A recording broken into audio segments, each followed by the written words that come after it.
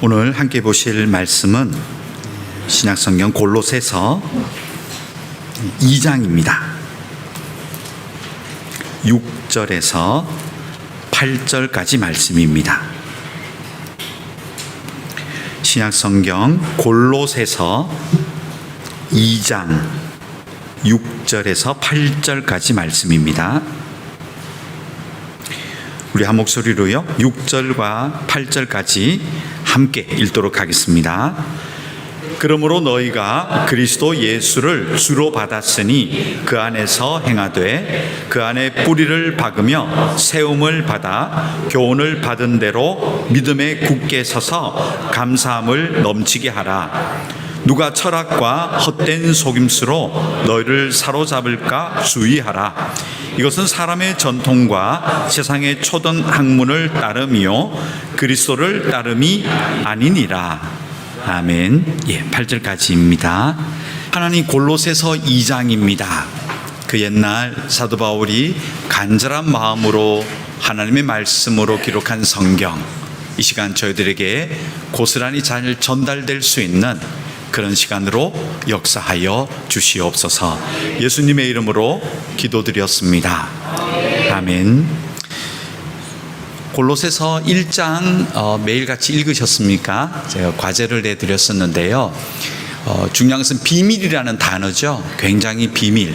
이 비밀이라는 단어가 한국말로 번역했을 때 좀 아쉽다 하는 생각이 듭니다만 그 비밀은 놀랍습니다. 뭐냐 하면 하나님의 것들이 세상으로 전달되어졌다는 것은 생각할수록 감사한 일이죠.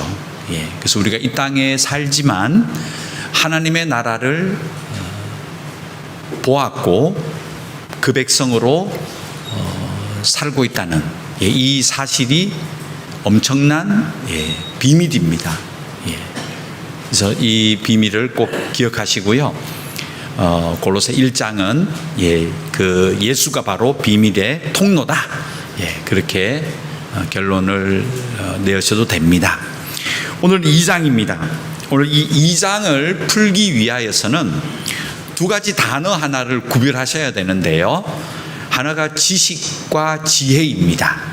지식과 지혜. 그 지식이라는 의미는요, 정확한 정보이죠.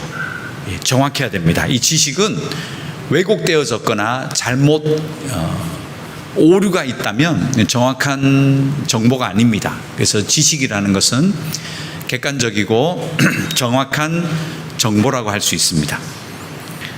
그리고 그 객관적이고 정확한 정보를 근거로 해서 삶에 적용하고 행할 수 있는 것이 바로 지혜라는 단어입니다.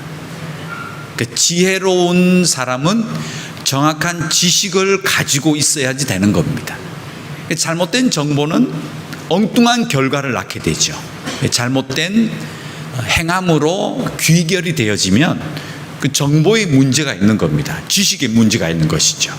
그래서 지식과 지혜는 서로 연결되어져 있습니다. 이 지식과 지혜라는 단어를 구별하셔야지 골로새 2장이 풀어집니다. 그리고 2000년 전에 이 골로새 교회가 당면하게 된 위협적인 사상, 이단 사상이라고 해도 되고요. 제 생각에는 이단이라는 느낌보다는 당시 시대적인 문화가 이 골로새 교인들을 도전하는 시대 풍조가 있었다는 것이죠. 근데 이게 두 가지 단어로 딱 그 시대가 정리가 되는데 그게 바로 지식과 지혜였습니다. 그 당시에는 말을 하는 시대였어요. 말을 통해서 자기의 사고를 전달하고 했던 시기였죠. 그래서 이 시기를 철학의 시대라고 했죠. 철학은 헬라어로 필로스와 소피아가 합쳐진 겁니다. 필로소피라 그러죠. 필로스 사랑하다는 뜻이잖아요. 소피아는 뭐죠? 바로 지혜라는 겁니다. 지혜를 사랑하는 그 사상이 바로 철학이죠. 이 당시에 철학이 유행했던 것 같습니다. 그래서 철학도 유행했고 이 철학을 통하여서 어떻게 사람이 살 것인가 뭐 이런 것들이 유행하는 시대였습니다. 그런데 이것이 사도 바울은 골로새 교인들을 위협할 수 있는 사상으로 보았습니다. 지금도 생각해 보면 한국 교회나 뭐 저희들도 마찬가지지만 어떤 여러분들이 아는 그런 이단적인 요소들 있잖아요. 이단들이 뭐 신천지나 이런 것들이 우리가 이단이라고 여기지만 생각하고 정의했지만 제가 볼 때는 그렇게 위협적이지 않습니다. 이렇게 뭐 질이 좀 낮고 분별할 수 있고. 근데 제가 볼 때 더 우리가 주의해야 되는 것은요, 그런 단체적인 이단 요소가 아니고요, 사실은 사상입니다. 사상. 철학입니다. 철학이 왜 위험하냐 하면 철학은 합리적이고 이성적이거든요. 이게 위장하고 있어요. 굉장히 가짜인데 진짜처럼 보여지는 이런 철학적인 요소가 우리 신앙생활에 더 위험한 요소다, 이렇게 생각이 되어집니다. 오늘 말씀을 통해서 하나하나 살펴보도록 하겠습니다. 아무튼 지식과 지혜를 잘 분별하셔야 됩니다. 호세아서 4장 6절을 열어보죠. 이거는 안 보셔도 됩니다. 앞에만 보셔도 됩니다. 빨리 읽죠. 내 백성이 지식이 없으므로 망하는도다. 내가 지식을 버렸으니 나도 너를 버려 내 제사장이 되지 못하게 할 것이요, 내가 내 하나님의 율법을 잊었으니 나도 내 자녀들을 잊어버리리라. 여기 구절 안에 보세요. 하나님이 진단을 멋지게 하고 계시죠. 무엇을 잃어버리면 무엇이 잘못되죠? 지식이 없으면 망한다. 그렇죠? 그래서 지식과 지혜는 연결되어져 있습니다. 근데 이 구절에서는 하나님이 그 지식의 근본을 무엇으로 말씀하고 계시죠? 하나님의 율법. 그죠? 다 있잖아요. 하나님의 율법이 작용하지 않는 지식은 정확한 지식이 아니라는 거죠. 그러면 잘못된 정보니까 행동도 잘못 나오게 되는 것이죠. 망했다는 거예요. 그래서 6장 3절 이렇게 얘기하시죠. 1절. 그러므로 우리가 여호와를 알자, 힘써 여호와를 알자. 그의 나타나심은 새벽빛같이 어김없나니 비와 같이 땅을 적시는 늦은 비와 같이 우리에게 임하시리라 하니라. 아멘. 자, 그러므로 하나님에 대한 지식을 정확하게 가지자. 거기에서 우리의 지혜로운 삶이 나온다. 이렇게 호세아가 그걸 얘기하는 거예요. 그래서 지식은 우리에게 분별력을 줍니다. 지식은, 하나님에 대한 지식은 우리가 무엇이 가짜인지를 보게 해요. 그리고 지혜는 우리를 성장하게 만들어요. 믿음의 사람으로 잘 자라게 만든다는 겁니다. 그래서 지혜와 지식을 잘 정리해야 됩니다. 오늘 제가 이 철학적인 용언을 강의하는 날이 아닙니다. 성경에 그대로 나오기 때문에 그렇습니다. 골로새 2장 6절 7절을 이제 찾아보죠. 사도 바울이 이렇게 기록합니다. 읽어볼까요? 그러므로 너희가 그리스도 예수를 주로 받았으니 그 안에서 행하되 그 안에 뿌리를 박으며 세움을 받아 교훈을 받은 대로 믿음에 굳게 서서 감사함을 넘치게 하라. 아멘. 자, 여기 보세요. 구분해 보세요. 정확한 지식이 무엇일까요? 그리스도 예수님. 그 지식이 정확하게 딱 우리 속에 들어오면 어떤 일이 벌어지죠? 그 안에서 행하게 되죠. 그런데 이것을 어떤 비유를 들었나요? 뿌리가 튼튼해서 잘 자라서 열매를 맺는 나무, 혹은 건축을 하는데 기둥과 또 근본적인 그 돌이, 주축돌이 잘 세워져서 튼튼한 건축물로 만들어지는 것을 비유로 들어서 그리스도의 정확한 지식이 있으면 그로부터 행함이 나오고, 이것은 마치 잘 자라서 열매를 맺고 잘 세워져서 어떤 위협에도 흔들리지 않는 튼튼한 건물로 세워지는 이 비유를 들어서 자라게 된다. 믿음에서 굳게 서서 자라게 되는데, 결과적으로 이 튼튼한 건축물과 나무의 열매는 한마디로 감사함으로 열매가 맺어진다. 예. 그래서 여기에 다 들어있어요. 지혜와 지식에 대해서. 그렇죠? 구분되십니까? 2장 3절은 정확하게 구분해 놨습니다. 1절. 그 안에는 지혜와 지식의 모든 보화가 감추어져 있느니라. 아멘. 그렇죠? 제가 오늘 지혜와 지식 얘기를 한 게 아니에요.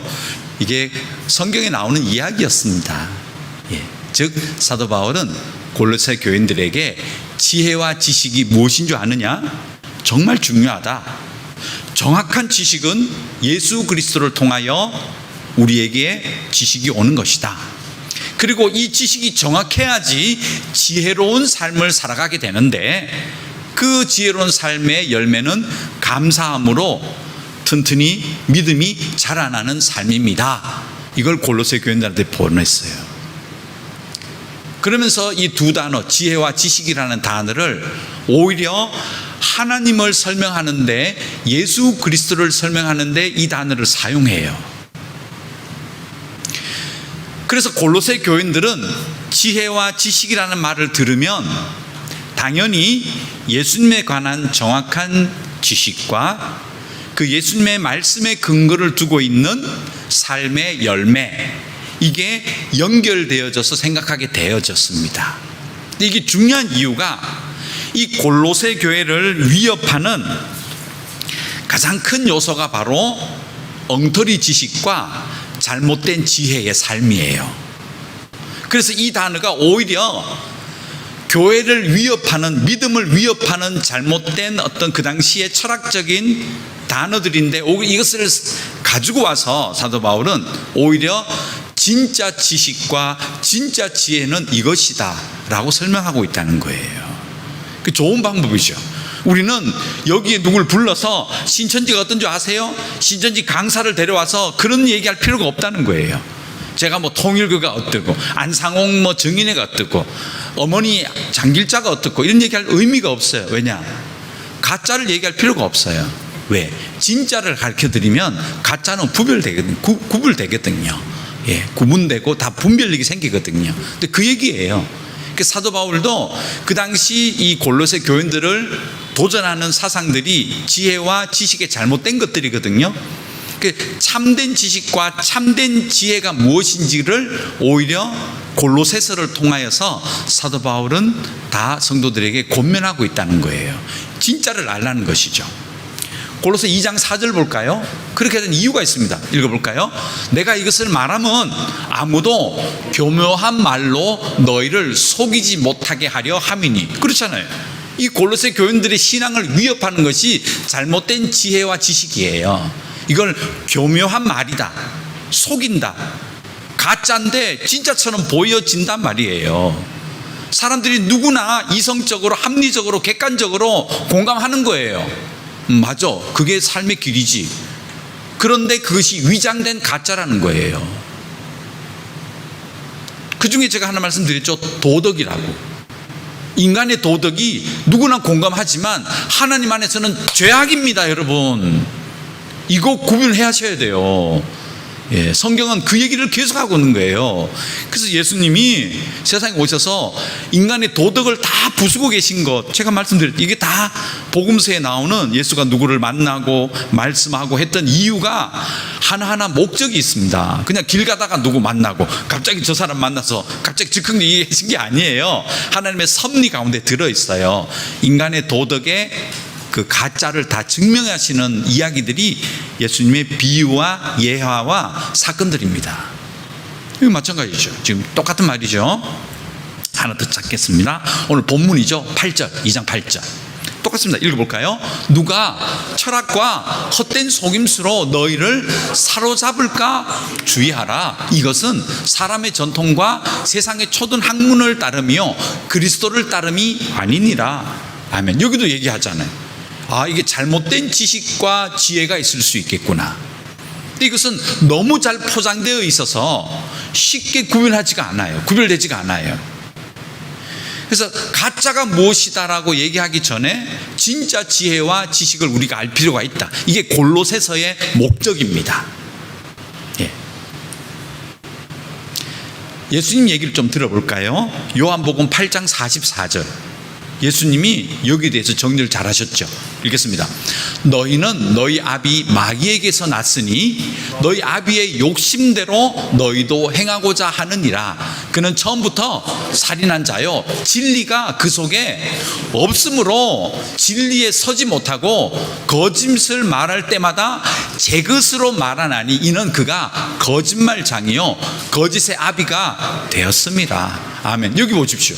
잘못된 정보는 잘못된 지식, 욕심에서 나오는 지식은 무엇을 하겠죠?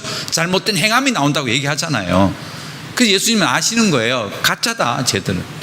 근본적으로 인간의 모든 도덕과 인간의 모든 합리와 이성적인 판단들과 지식들은 전부 욕심에서 만들어진 오염되어져 버린 사상과 원리들과 합리성이에요.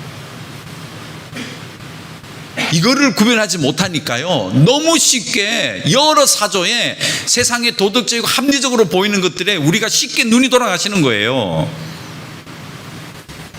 그렇죠? 근데 예수님이 다 얘기하셨어요. 여기 가짜다.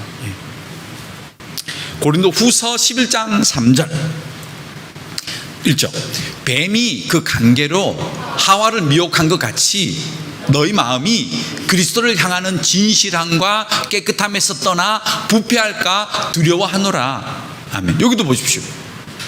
마음을 노린다는 거예요. 잘못된 정보와 잘못된 지혜를 통하여서.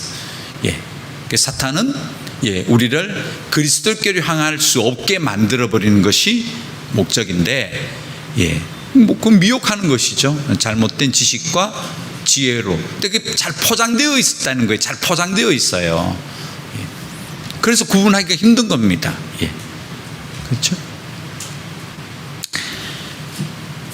자, 이제 그러면 이 골로새 교회를 위협하는 사상적인 도전이 어떤 것이 있었길래 오늘 사도 바울이 이렇게 지혜와 지식 얘기를 하시면서 주의하자, 교묘하게 포장되어 있고 이것이 얼마나 성도들의 믿음 생활을 방해하는 요소인가를 얘기하는 세 가지가 나옵니다. 이 골로새 2장에는 그 당시 유행했던 사조 세 가지를 잘 정리해 놨습니다. 사도 바울이. 오늘 세 가지를 말씀드릴게요. 첫 번째입니다. 16절 17절 같이 읽죠.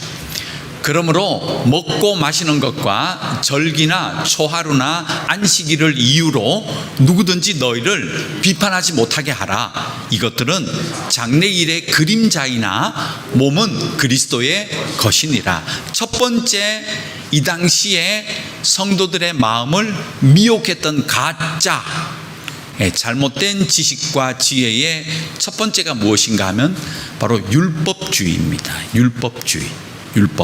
율법이 뭐죠? 구약 성경이잖아요. 근데 지금은 이것을 우리가 잘 구분해요. 구약 시대, 신약 시대. 근데 2000년 전으로 돌아가 보세요. 지금 골로새 교인들은 이방인들이에요. 에바브라 자체가 이방인 목사님이었잖아요. 근데 이 골로새 사람들이 지금 자기들이 이제 예수를 믿고 하나의 모임을 시작하는 이 교회 공동체가 누가 봐도 무엇을 믿는 것 같습니까? 이스라엘의 야훼 하나님, 유대교를 믿는 것 같이 보였던 거예요. 그리고 예수님 자체가 유대인이었고, 그리고 왠지 모르게 이 공동체는 지금은 2000년이 흘러서 지금은 우리가 뭐 천주교니 기독교니 다 구별하는 시대가 된 것도 중세로 돌아가 보세요. 여러분, 우리가 알고 있는 저기 뭐 스페인이나 로마나 가서 보는 그 많은 교회들 있죠. 베드로 성당, 뭐 바울 성당, 전부 뭐예요? 천주교가 아니에요. 그 당시에는 그게 교회입니다. 맞잖아요. 지금 보니까 구별되지만 그 당시는 교회였던 것이죠. 그러니까 이 당시도 이들이 모였을 때, 골로새 교인들이 모였을 때 어떻게 생각하냐면 마치 뭔가 그 이스라엘의 유대교를 믿는 것 같은 그런 느낌을 이들이 가지고 있었던 거예요. 그러다 보니까 아직 성경이 자기 손에 신약 성경이 오지 않았을 때이기 때문에 구약 성경이 가지고 있었던 거예요. 그 구약 성경을 통해서 이렇게 읽어보니까 그 안에 율법이 굉장히 많았던 겁니다. 먹어야 될 거, 먹지 못할 거, 그리고 절기들, 그리고 월삭이라고요. 매월 첫 번째 날은 하나님의 날. 그땐 특별하게 뭐 예물을 드린다든지 뭐 기도한다든지 해야 되는 날. 그리고 잘 아시는 안식일. 아무것도 해서는 되지 않아요. 금요일 밤부터 안식일. 이런 것들이 이 골로새 교인들에게 걸렸던 거예요. 예. 이게 막 혼재가 되어 있어요. 이 당시에. 그러니까 율법에 대해서. 예. 그래서 그런 일들이 막 혼재되어 있으니까 이 골로새 교회 교인들이 이렇게 하는 게 맞나? 이거 먹어도 되나? 이거 안 먹어도 되나? 안식일 이렇게 우리 일하지 말아야 되는데 굉장히 혼란스러워졌던 거예요. 예. 그렇죠? 자, 그래서 이 율법에 대한 개념을 아직 정리를 못해 보입니다. 이 골로새 교인들이. 그래서 오늘 제가 세 가지 구절로요, 이 구약의 율법을 한번 정리해 드리겠습니다. 첫째, 갈라디아서 3장 24절. 자, 율법에 대해서 여러분 잘 이해하셔야 됩니다. 첫째가 뭐죠? 이같이 율법이 우리를 그리스도께로 인도하는 초등교사가 되어 우리로 하여금 믿음으로 말미암아 의롭다함을 얻게 하려 함이라. 율법은요, 구약의 율법은 우리를 그리스도께로 인도해 주는 초등교사, 선생님 같다, 안내자 같다, 이렇게 표현하고 있습니다. 그런데 그 어떻게 인도가 되냐 하면 믿음으로 말미암아 의롭다함을 얻게 하려 함이라. 우리가 예수를 믿고 구원받는 이 개념을 어떻게 아느냐? 율법을 통해서 우리가 안다는 거예요. 이게 무슨 말이지? 로마서 3장 20절은 정리를 잘하고 있습니다. 1절. 그러므로 율법의 행위로 그의 앞에 의롭다 하심을 얻을 육체가 없나니 율법으로는 죄를 깨달음이니라. 율법은 우리에게 그것을 다 이룸으로 하나님이 원하시는 사람이 될 수 있느냐? 사람은 못한다는 거예요. 그래서 율법인 우리가 알게 되면 무엇을 보게 되냐면 나는 죄인이구나, 죄가 무엇인지에 대하여서 율법은 깨닫게 한다. 그래서 어쩔 수 없는 나는 죄인이고 인간의 욕심이 해결하지 못하는구나 라고 하며 예수 그리스도 앞에 죄인임을 고백하게 하고, 그리고 예수를 믿음으로 예수의 의를 내가 덕 입습니다. 그의 덕을 입고 하나님 앞에 거룩한 존재로 여기심을 받게 되는구나. 이 구원의 원리에 모든 것을 깨닫게 되는 것이 바로 율법을 통하여 깨닫게 된다는 겁니다. 그 율법을 버릴 게 없죠, 여러분? 예. 그런데 문제는 이 율법이 이제, 그럼 지금도 우리가 율법대로 살아야 되나요? 그렇지 않죠? 예. 그러면 율법이 이제 필요 없게 되었는데, 예수님 때문에 이제 율법의 완성이 예수님이시니까 이제 율법이 필요 없는 시대인데, 그러면 왜 율법을 또 우리가 중요시 여겨야 되지? 아니면 지키지 않아도 되나? 왔다 갔다 하는 거예요. 한국교도 제가 볼 때는 이 율법에 대한, 어떨 땐 율법을 따라가는 것 같고, 어떨 땐 율법이 오히려 우리를 거스르니까 그걸 막 비판하기도 하고, 감을 못 잡는 거예요. 그러면 성령 시대 때 율법의 역할이 나옵니다. 이게 너무너무 중요한데요, 예수님에게 그 답이 있습니다. 마태복음 5장 17절 18절, 먼저 이 두 구절을 먼저 봅니다. 여러분 이거 꼭 기억하셔야 됩니다. 이 구절. 자, 읽습니다. 내가 율법이나 선지자를 폐하러 온 줄을 생각하지 말라. 폐하러 온 것이 아니요 완전하게 하려 함이라. 진실로 너희에게 이르노니 천지가 없어지기 전에는 율법의 1.1획도 결코 없어지지 아니하고 다 이루리라. 아멘. 자, 이 예수님이 이제 세상에 오셔서 이제는 예수님 시대, 성령 시대가 도래해서 지금까지 우리가 해당되고 있는데요. 그럼 이때 율법이 어떠냐? 예수님은 그 율법은 그대로 존재한다는 거예요. 율법의 폐기가 아니다. 율법은 지금도 있다. 율법이 있다. 목적이 있습니다. 19절입니다. 자, 이 구절 잘 연결해 보셔야 됩니다. 1절. 그러므로 누구든지 이 계명 중에 지극히 작은 것 하나라도 버리고 또 그같이 사람을 가르치는 자는 천국에서 지극히 작다 일컬음을 받을 것이요 누구든지 이를 행하며 가르치는 자는 천국에서 크다 일컬음을 받으리라. 아멘. 이 말씀을 봤더니요, 지금 율법을 예수님은 무엇하고 연결하고 있죠? 천국하고 연결하고 있어요. 즉 율법이라는 것은 하나님 나라의 원리들을 인간의 언어로 세상에 보여주신 법이 바로 율법입니다. 이 율법은 인간이 지킬 수가 없어요. 그래서 인간의 도덕법이 아니에요. 율법은 그 율법 앞에 너무 거룩하고 완전하기 때문에 사람이 그 앞에 서면 자기가 죄인임을 깨닫게 된다고요. 왜냐하면 그 율법 자체가 어디서 왔어요? 도덕이 만들어낸 법이 아니고요, 하나님의 나라를 보여준 거예요. 이게 예수 때 와서는 율법으로 우리에게 보여주지 않고 말씀이 무엇이 돼요? 육신이 되어 우리 가운데 거하심에 우리가 그를 보니 하나님의 은혜와 진리가 충만하더라. 이게 율법으로 가보면 똑같은 거예요. 십계명이, 여러분, 십계명이 도덕적으로 이루어야 될 것이 아니고요, 하나님의 은혜와 충만 하나님 나라를 인간의 언어로 우리에게 제시해 주시고 이 땅에 보여주신 놀라운 비밀이 바로 율법입니다. 즉 율법은 우리가 이 세상에 살아가면서 그 율법을 바라보면서 무엇을 볼 수 있냐 하면요, 하나님 나라의 삶의 기준을 볼 수 있습니다.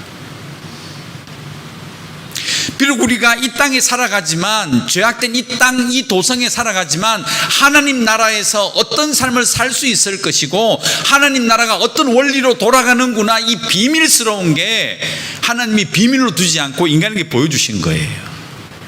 즉 우리가 예수 믿은 다음에 하나님의 백성으로 이 땅을 살아가는 표준이 되는, 기준이 되는, 그리고 소망이 되는 그 기능을 율법이 가지고 있는 겁니다. 그래서 율법을 가지고 너 왜 교회 안 왔어? 왜 안식일을 그렇게 지켜야지? 그건 말이 안 되지. 이건 토요일인데 왜 일요일날 오라 그러면서 교회는 말도 안 되면서 어불성설이잖아요. 그래서 여러분, 오히려 십계명을 가르칠 때, 여러분 자녀에게 십계명을 가르칠 때는요, 이거 지켜, 이거 해야 되라고 그렇게 가르치는 게 아니에요. 하나님 나라를 봐라. 하나님 나라 원리가, 이런 원리가 얼마나 영광스럽고 은혜스럽고 행복한 나라인가, 그걸 이 십계명 율법으로 가르치는 거예요. 왜? 거기에 하나님의 은혜와 진리가, 진짜가 그게 충만하다니까요. 그래서 교회는 사실 율법을 가르쳐야 돼요.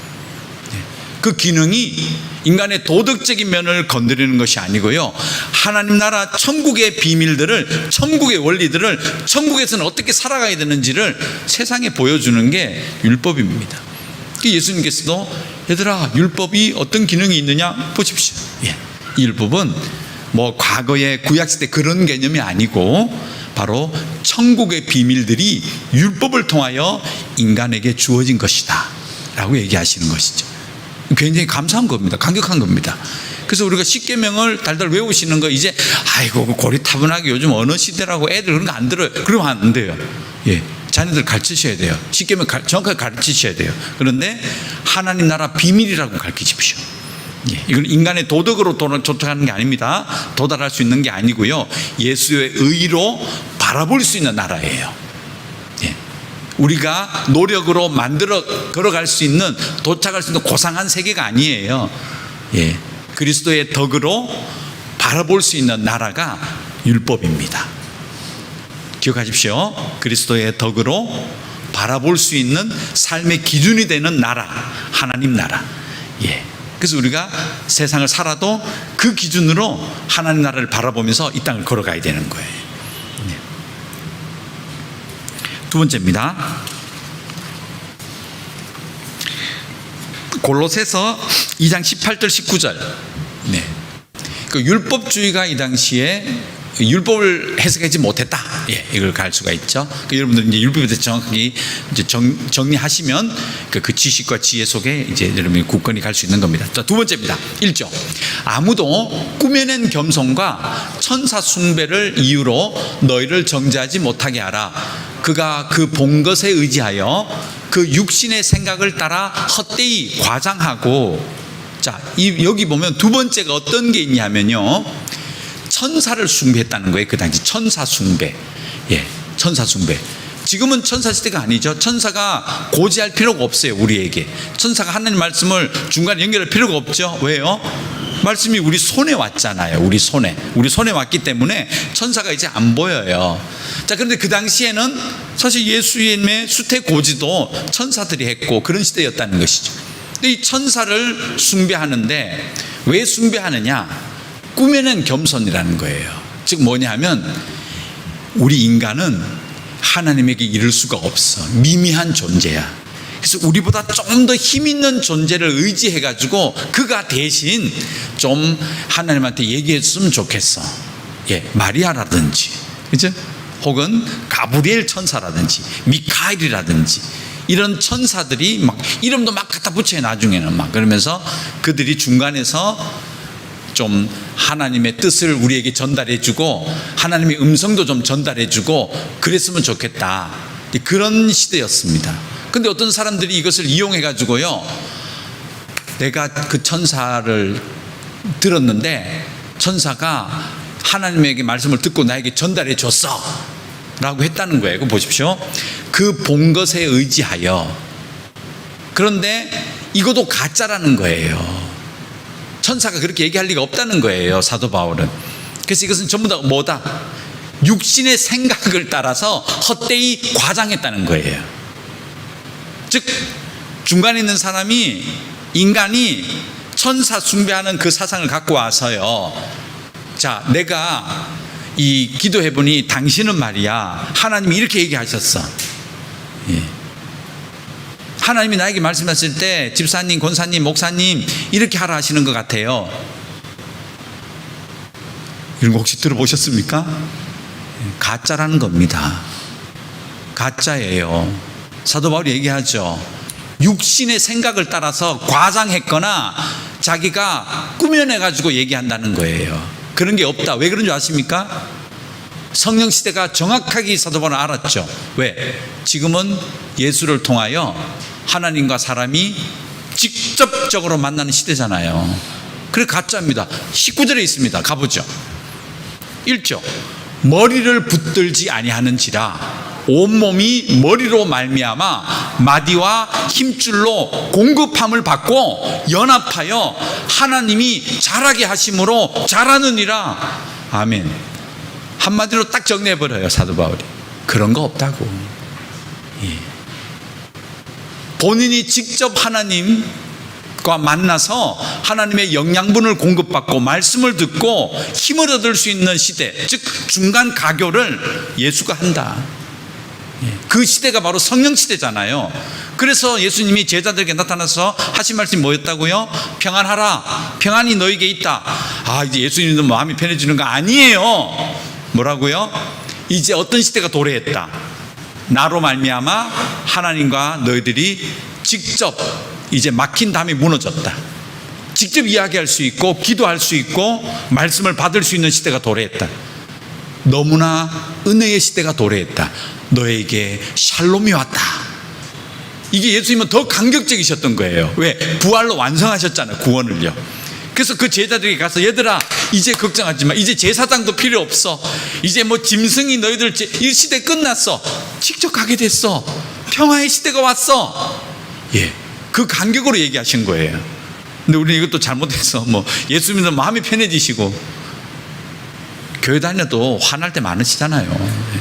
내려가다 싸운다니까. 기도원에서 기도 쉬거나 밤새도록 쉬거나 내려가다 싸운다니까. 이거 밭에 그 뭐 따먹다가 싸우고 하잖아요.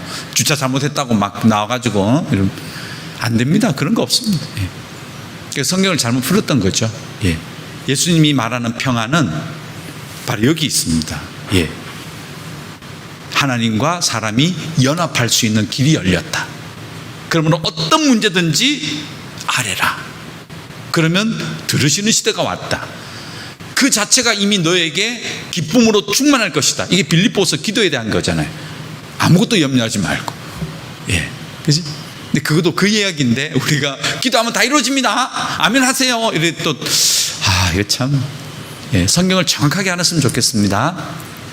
그래서 여기도 보면 사도 바울이 두 번째, 예, 이 성도들이 빠져들기 쉬운, 예, 누군가에 의한 신앙생활, 이거 조심하십시오. 예. 물론 그렇다고 해서 뭐 나는 교회도 필요 없고 목사도 필요 없고 뭐 우리 그런 얘기가 아닙니다. 예. 그런 얘기가 아니고 하나님과 직접 여러분이 교제할 수 있는 시대라는 거예요. 기도하십시오. 그리고 말씀에 사로잡히십시오. 그래서 여러분들이 그분으로 말미암아 힘을 얻고 영양분을 공급받고 자라난다잖아요. 여기 있잖아요. 자라난다잖아요. 예. 그렇게 자라나는 거지, 누가 중간에 해가지고 그래서 자라나지 않는다, 이게 사도 바울도 은근히 욱하셨어요. 보니까 이 구절을 보니까, 예, 그렇게 자라난다, 예, 얘기하시죠. 자, 마지막입니다. 골로새 2장 21절 22절 읽습니다. 곧 붙잡지도 말고 맛보지도 말고 만지지도 말라 하는 이것이니 이 모든 것은 한때 쓰이고는 없어지리라. 사람의 명령과 가르침을 따르느냐? 예. 이 세 번째, 이 당시에 잘못된 지혜와 지식의 사상은 바로 금욕주의입니다. 금욕주의. 금욕주의는 뭐죠? 세상은 더럽다는 거예요. 세상은 썩었다. 인간의 육체는 썩을 대로 썩어 빠져서 이거는 무시하라. 그래서 인간을 이 타락하게 만드는 어떤 그런 이성적인 것들, 뭐 술, 뭐 나쁜 것들, 뭐 이런 거 과식도 하지 말고 막 이런 식으로 배를 굶어야 돼. 뭐 인간의 욕망을 다 버려야 돼. 예. 그러면 어떤 일이 벌어진다고요? 예. 그렇게 되면 우리가 보이지 않는 세계가 우리에게 있는데, 인간은 영적인 존재이므로 그런 육적인 것을 다 버리고 영적으로 개발하다 보면, 예, 우리가 성장하고 사람이 이게 성인에 이를 수 있다. 이 사상이 바로 이 영주주의입니다. 영주주의. 예, 뉴에이지라고 저희들이 부르기도 했고, 철학적으로는 실존주의라고 얘기합니다. 눈에 보이는 거는, 이 형상의 세계는 잘못되었다는 거예요. 썩었다는 거예요. 근데 이게 의외로 한국 교회에 많이 들어와 있어서요, 한국 교회는 팻말을 만들었죠. 불신지옥이라고. 교회 문 밖은 위험한 지옥이라는 거예요. 그러니까 저 잘못된 생각을 가지고 있으니까 청년들이 절에 가서 십자가를 긋고 나오고, 그 못된 짓을 한 겁니다. 그거는 가서 정말 그렇게 하면 안 됩니다. 예. 왜냐하면 세상과 교회를 구분하는 거예요. 영적으로. 예, 썩었다는, 잘못된, 육적인 건 잘못됐다는 거예요. 세상은 지옥, 교회는 천국.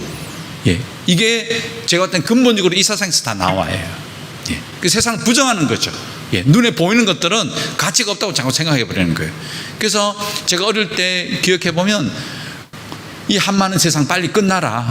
나는 이 눈물 많은 이 세상을 너무 힘들고 빨리 저 하늘에 가야 된다 하면서 이 세상을 완전히 빨리 벗어나기를 원한다든지, 이 온갖 지뢰밭들, 온갖 마귀가 우글우글하는 이 세상에 내가 살고 있다는 이런 생각들은 의외로 우리들을 잘하지 못하게 합니다. 그렇죠? 이 제작 구별하는 세상. 근데 이게 굉장히 그 당시에도 성도들을 사로잡았던 것 같아요. 그래서 심지어는 사도 바울이 인용까지 하고 있잖아요. 곧 붙잡지도 말고 만지지도 말고 맛보지도 말고, 예, 이런 세상에 대해서. 예. 근데 믿음은, 참된 하나님의 지식은 세상을 어떻게 보죠? 하나님의 말씀이 필요한, 빨리 가서 그들을 구원해야 될 하나님의 말씀의 밭으로 봐요. 그래서 적극적으로 가셔야 되는 거예요.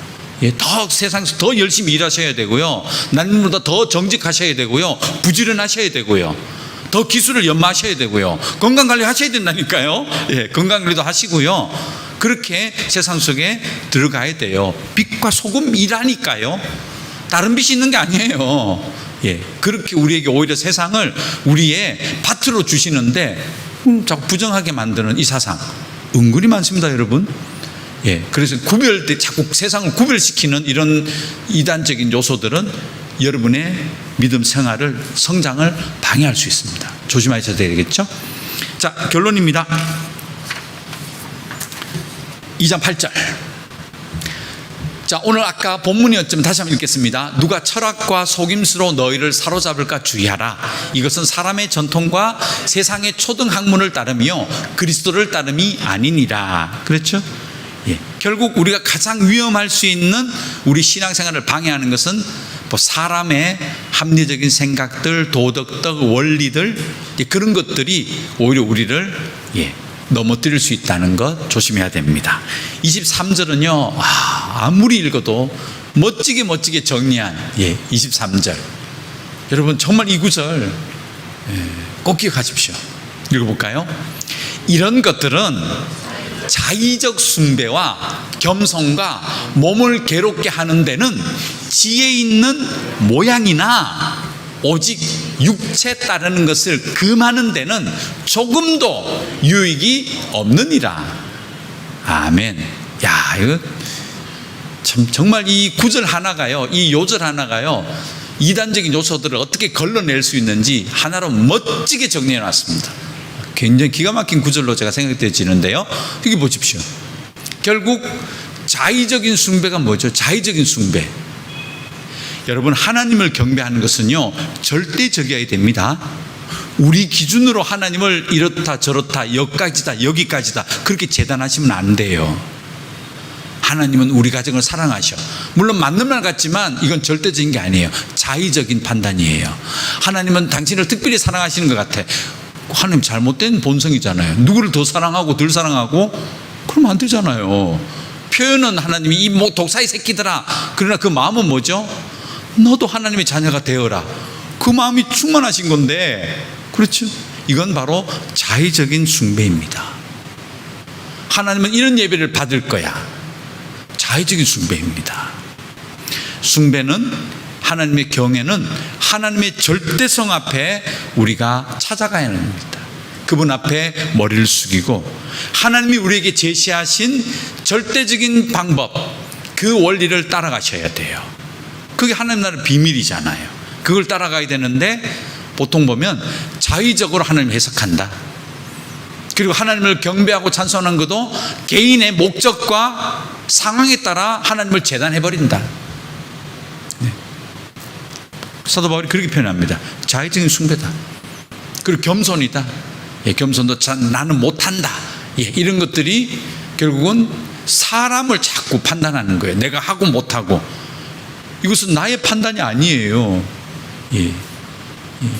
그래서 너무 지나친 겸손들. 그래서 우리 그런 거 보잖아요. 이렇게 자기 평생을 어디 가서 남을 구제하는데 젊음과 청춘과 돈을 다 들이고, 우리는 그게 책으로도 우리에게 전달되어지고 영상물로 나와서 우리 이런 사람 되겠나? 저는 그거 아니라고 봅니다.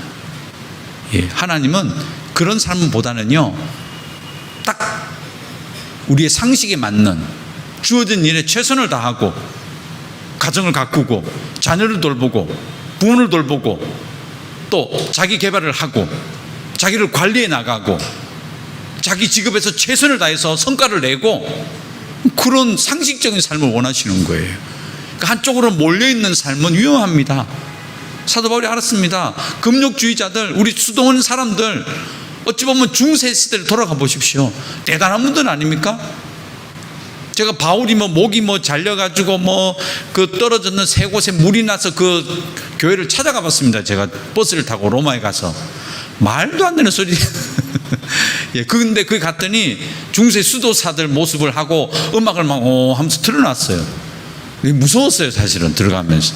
근데 그런 것들도 그렇잖아요. 수도사들도 우리 보면은 아무것도 하지 않고 기도만 맨날 묵주기도 하고 앉아가지고 관상기도 하고 거기 틀어박혀가지고 금욕하고 거기 농사 짓고, 그게 올바른 삶이에요? 올바른 삶 아니에요. 세상에 가셔야죠. 세상에 가서 그들 속에서 하나님의 자녀로 빛과 소금으로 살아야죠.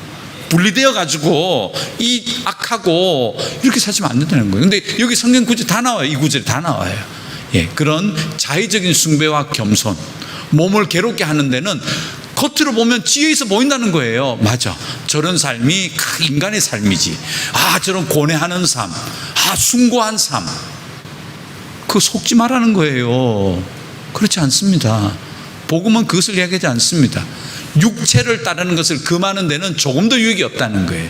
인간의 근본적인 죄의 문제, 인간의 근본적인 구원의 문제는 그런 것으로 되지 않는다는 거예요.